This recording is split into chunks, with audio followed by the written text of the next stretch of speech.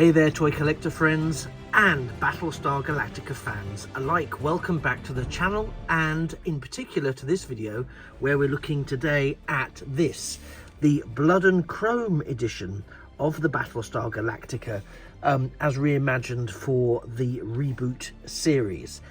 This is the Eaglemoss Hero Collector edition from their Battlestar Galactica Starships range, and again I think a really strong entry from the off into this collection. Now again, many of you are aware at the moment, Eaglemoss products and getting hold of Eaglemoss products, a little tricky. Stock is beginning to re-emerge. It's February 2023. Stock is beginning to make its way from wherever it's been held around the globe into the UK and into the mainline markets.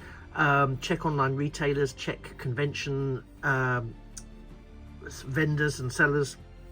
Be mindful if you're looking at auction sites and similar of any scalping prices. Don't pay them straight away. If you can avoid it, have a little shop around. You never know what you might come up with. Again, very pleased, very lucky, I feel, to finally have another one of the Battlestar Galactica iterations for my collection. I'm not using the rotation automatically because it's quite sturdy and the central gravity is great, but if it whizzes too much, it tends to slide a little and then it goes off center, and then we have all manner of problems in terms of it falling off and colliding with the side.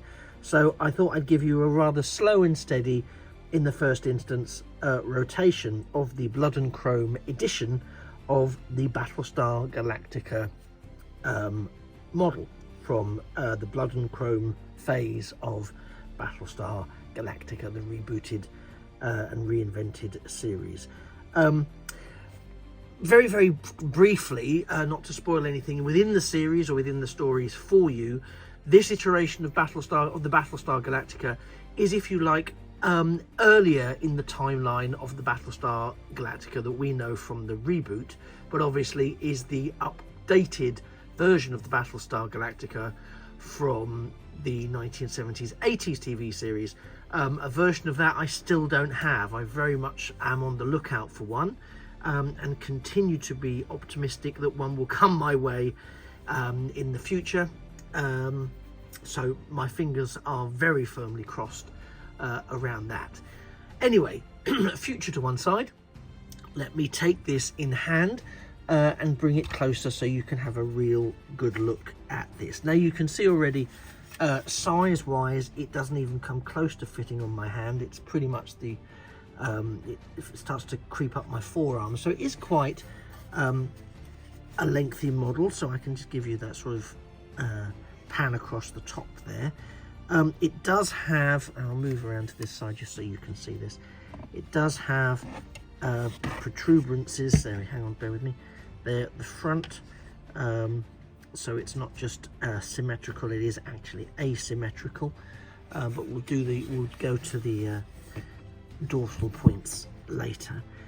So yes, so the main primary hull does have, obviously it's very reminiscent of the new series, of the reboot ship, for very obvious reasons, but what's really nice about this is that it has a really I was going to say refreshed, but it's preemptive paint job and paint decals. So we can see there all the insignia that is on the hull. You can see that there, slap bang in the middle of the neck piece there.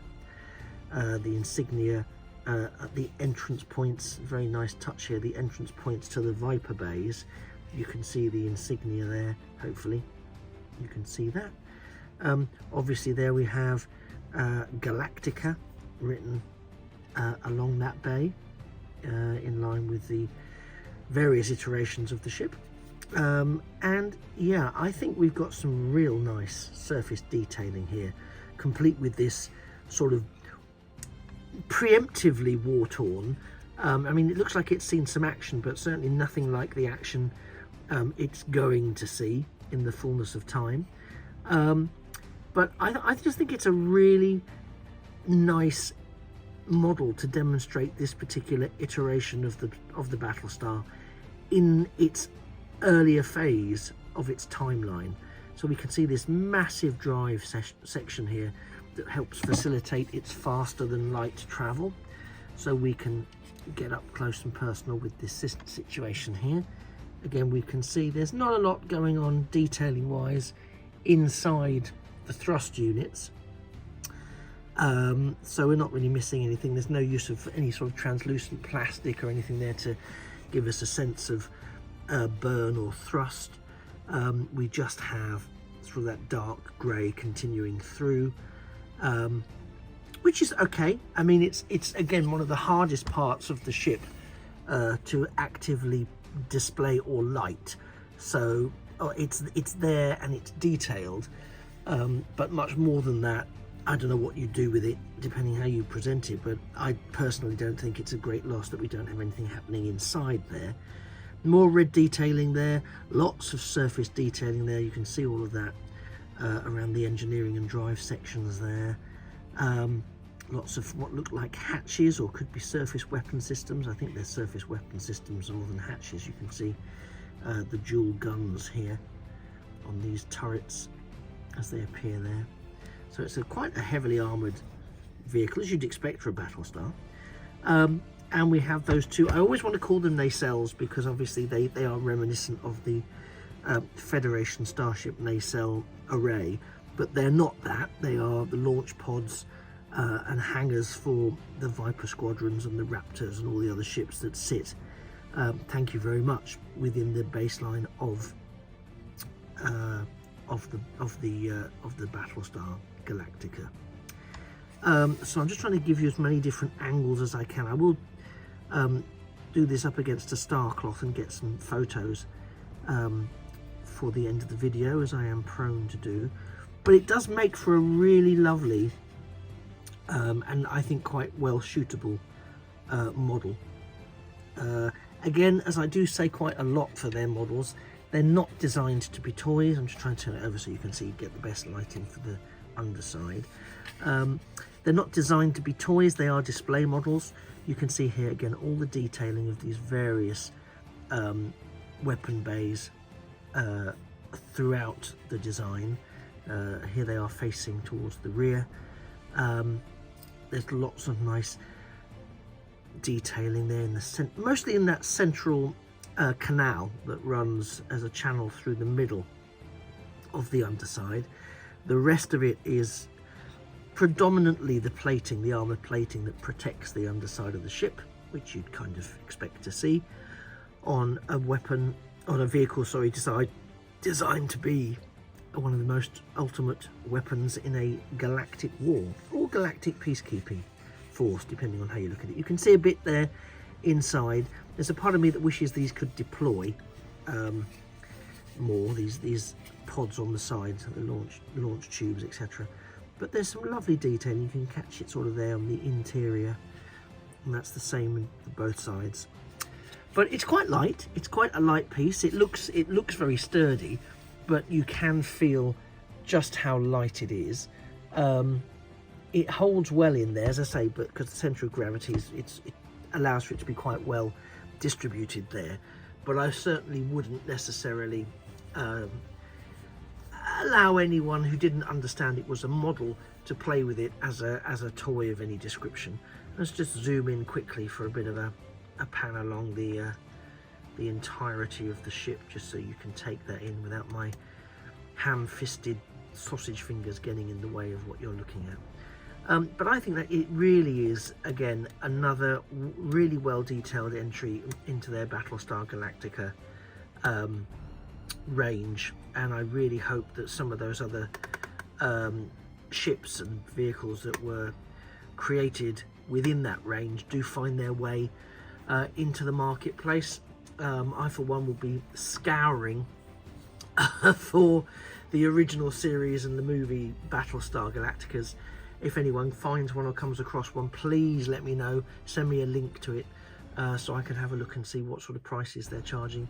I'm not looking to pay something stupid, but of course as time moves on, what stupid looks like may change quite considerably as desperation takes in. I'm not that desperate, that's a joke, he says, forcing a grin. So yeah, so this has been the Eaglemoss Hero Collector Battlestar Galactica Blood and Chrome edition from the Blood and Chrome sort of prequel series of the rebooted Battlestar Galactica. I hope you found it of interest. I hope you've been able to say, oh, I really would like to have one of these in my collection. I'm going to go and look for it. Or actually, I've got one of the older versions and it looks much better and much, you know, with it being battle damaged and scarred, etc. So it's nice to look at, but I'm not keen on actually picking it up myself. Whether you like it or you don't like it, why not smash that like button? And while you're thinking about that, I'll just point out that when you do get these, they do come with these little magazines. Eaglemoss are very good, and Hero Collector are very good at producing these little magazines that come along with their ships. Lots of good stuff to read about. I'm just going to very quickly show you the sort of breakdown design plans of the ship. There's that big faster than light drive section. What else do we have? We've got the various different elevations of the ship right there. So yeah, it's a really good and noteworthy mini magazine that you do get with the majority of their items. Just thought I'd mention it because it is, I think, a bit of added value with these ships. I would point out, if you're purchasing on the secondary market, be mindful they may not have the magazine included, or possibly even the stand. So bear that in mind. It may be something that is important to you. If it's not super important to you and you just want the ship, then it may be a point of haggling because the person that's selling it to you might not know that. So if they can't give you the magazine, then maybe that's some money you can haggle off the price. I'm just saying, probably not, but anything's worth a try in this day and age, is it not? So thanks for staying with me for the last 12 or 13 minutes. I've been the time traveling toy collector. You've been a fantastic watcher and listener out there in the darkness. Again, I hope you've decided to like the video, and whilst you're there, why not subscribe to the channel, because then you'll never miss a future video, which could be more Battlestar Galactica, it could be Star Trek, it could be Transformers, it could be G.I. Joe, it could be Doctor Who. Oh my goodness me, it could be any number of things. So come along for the ride. Who knows what you'll find, and you may see something that jogs your memory from things from time gone by, or something that actually you think, oh wow, I didn't know people collected those. I didn't even know they were back on the market. I'm going to try and find it. Again, thanks for staying with me. I have been the time traveling toy collector, and I look very much forward to seeing you in a future video. All it remains for me to say is, a thing of beauty really is a toy or a model ship forever. Take care and bye bye for now.